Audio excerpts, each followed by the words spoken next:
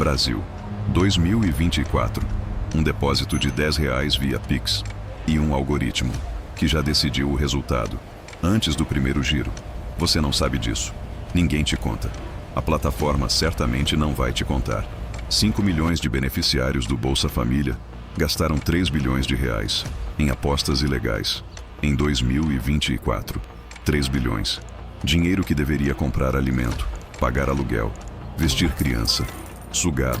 Sugado por um código que ninguém pode auditar, que ninguém pode questionar, que opera dentro do celular de qualquer brasileiro, que baixou um aplicativo gratuito.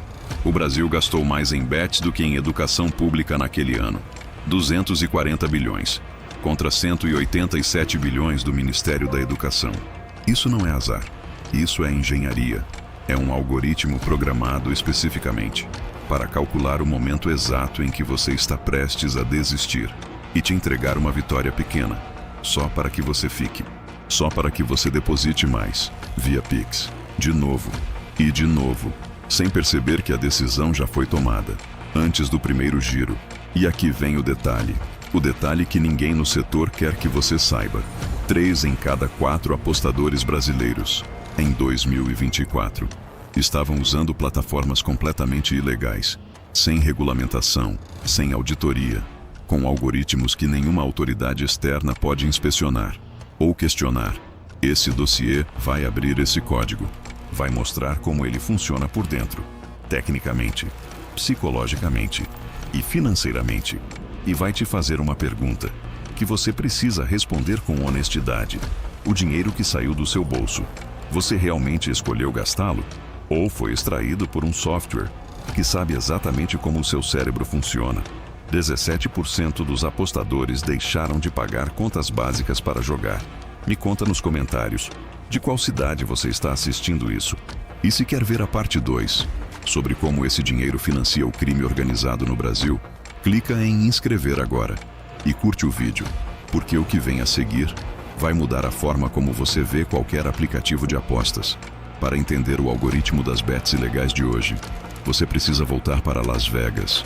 Nos anos 50, as máquinas caça-níqueis físicas dominavam os cassinos americanos, geradoras de vício documentado e comprovado clinicamente, geradoras de falência familiar em escala, geradoras de crime organizado, em torno de cada estabelecimento onde operavam. O governo americano baniu as máquinas em quase todos os estados, porque criavam dependência compulsiva, destruíam economias familiares e alimentavam as mesmas máfias que controlavam os cassinos físicos. A proibição funcionou por décadas inteiras, e então veio o celular. O que estava proibido fisicamente voltou em formato completamente digital, e sem nenhuma barreira de acesso, sem cassino, sem porta, sem segurança na entrada, sem verificação de idade. Apenas um aplicativo gratuito, um depósito mínimo de R$ 10 via Pix e uma animação colorida girando, enquanto você aguarda um resultado que já foi calculado antes de você apertar o botão. No Brasil, o governo regulamentou parcialmente as apostas esportivas.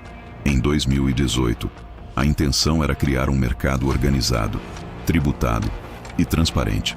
O que aconteceu na prática foi que o mercado explodiu de forma completamente desordenada, e sua maior parte cresceu fora da regulamentação. Plataformas ilegais, operadas por empresas estrangeiras de fachada, sem nenhuma obrigação legal de transparência. A diferença entre plataforma legal e ilegal é concreta e devastadora. Uma plataforma legal precisa ter seu algoritmo auditado por terceiros independentes credenciados. Precisa comprovar matematicamente a aleatoriedade real dos resultados. Precisa manter capital de reserva para honrar todos os prêmios prometidos. Precisa verificar identidade e bloquear menores de 18 anos. Uma plataforma ilegal não precisa fazer absolutamente nenhuma dessas coisas. E a relatora da CPI das bets, senadora Soraya Tronic, resumiu com precisão técnica incontestável. São jogos estruturados com algoritmos não auditáveis, que determinam resultados com base em códigos internos, completamente ocultos, não envolvem nenhum elemento genuinamente aleatório externo. São 100% controlados por software proprietário, sem transparência, sem fiscalização possível de fora. Traduzindo, A casa decide quando você ganha, e a casa sempre, sem nenhuma exceção, decide a favor da casa.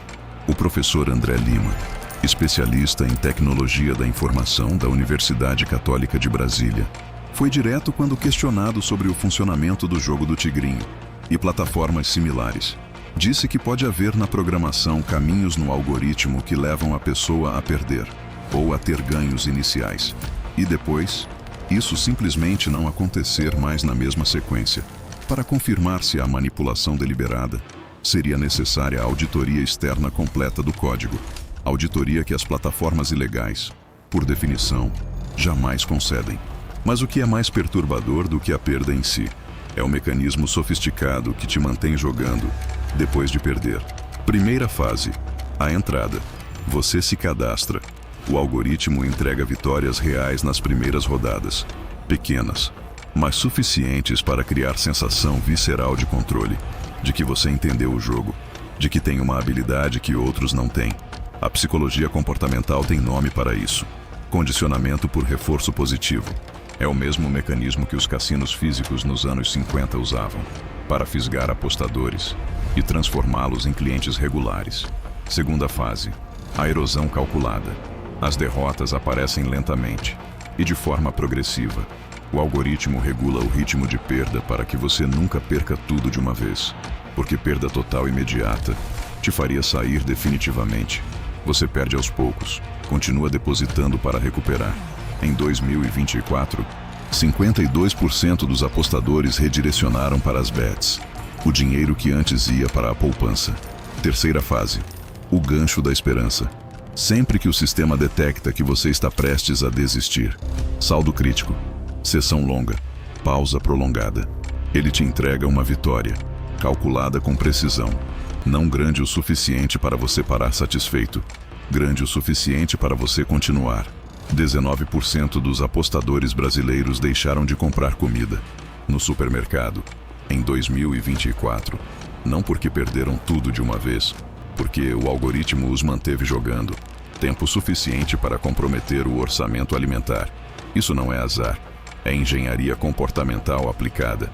A extração sistemática de dinheiro, junho de 2025, 541 páginas.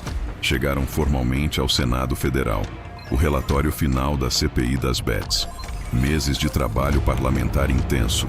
Depoimentos de especialistas em tecnologia, de vítimas de endividamento severo, de delegados federais e de desenvolvedores que conheciam profundamente os bastidores do mercado ilegal.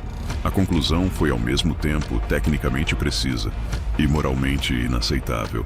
Os jogos ilegais são estruturados com algoritmos que ninguém de fora pode auditar, que determinam resultados sem nenhum elemento genuinamente aleatório e que facilitam ativamente a lavagem de dinheiro. Porque quando os ganhos podem ser simulados por software sem auditoria externa, qualquer quantia criminosa pode ser inserida e aparecer do outro lado como receita legítima.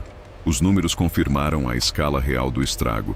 1.800.000 brasileiros entraram em inadimplência por causa das bets. 5 milhões de beneficiários do Bolsa Família perderam 3 bilhões de reais em plataformas que nunca tiveram intenção real de pagar prêmios. Famílias de baixa renda reduziram consumo de alimentos básicos, diretamente por causa das apostas ilegais. O governo respondeu, bloqueou mais de 11 mil sites, obrigou bancos a reportar contas suspeitas em até 24 horas. Resultado concreto, 32 contas bancárias bloqueadas. 32 contas, num mercado de 240 bilhões de reais, em um único ano. As plataformas migraram para novos aplicativos em horas. O endereço muda, o algoritmo continua. E então, veio o golpe final, o relatório da CPI, que pedia formalmente o indiciamento de 16 pessoas e empresas. Foi rejeitado pelos próprios senadores que instalaram a comissão, por 4 votos a 3. A pergunta mais incômoda do documento inteiro permanece sem resposta. Quem está protegendo esse algoritmo? Mas o que aconteceu depois disso vai te surpreender. E você precisa me dizer nos comentários o que acha que vai acontecer a seguir. Existe um padrão que se repete ao longo da história. Toda vez que um mecanismo novo de extração concentrada de riqueza aparece, em escala suficiente para evitar regulação. Nos anos 20, eram as pirâmides de Charles Ponzi, que pagavam os primeiros com o dinheiro dos seguintes e colapsavam quando não havia mais ninguém novo para entrar. Nos anos 90, eram os esquemas de telemarketing, que prometiam prêmios em troca de taxas adiantadas. A tecnologia muda a cada geração. A lógica é sempre a mesma. A casa ganha. Os mais pobres perdem mais. O algoritmo das bets ilegais é a versão mais sofisticada desse padrão histórico. Não precisa de vendedor. Não precisa de discurso. Não precisa de endereço fixo. Precisa apenas de um celular, de R$10 no Pix e de um código invisível, programado para explorar os mecanismos de recompensa do cérebro humano, com precisão cirúrgica e sem nenhuma supervisão externa. E o Brasil criou o ambiente perfeito para isso prosperar. Um mercado desregulado por anos, uma população com acesso massivo ao celular e ao Pix, uma cultura digital que normalizou apostas como entretenimento e um sistema de fiscalização que bloqueia endereços, mas não consegue bloquear o algoritmo dentro de qualquer novo aplicativo, criado em 48 horas e distribuído por links de WhatsApp. O relatório da CPI foi rejeitado. Os projetos de lei seguem sem data. As plataformas ilegais seguem operando, porque um novo usuário abre um aplicativo a cada segundo que passa. A questão que esse dossiê deixa não é técnica, é fundamentalmente moral.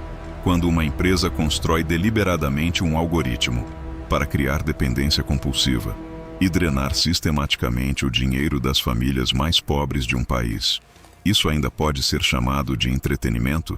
É serviço legítimo? Ou é predação organizada com código-fonte? E você?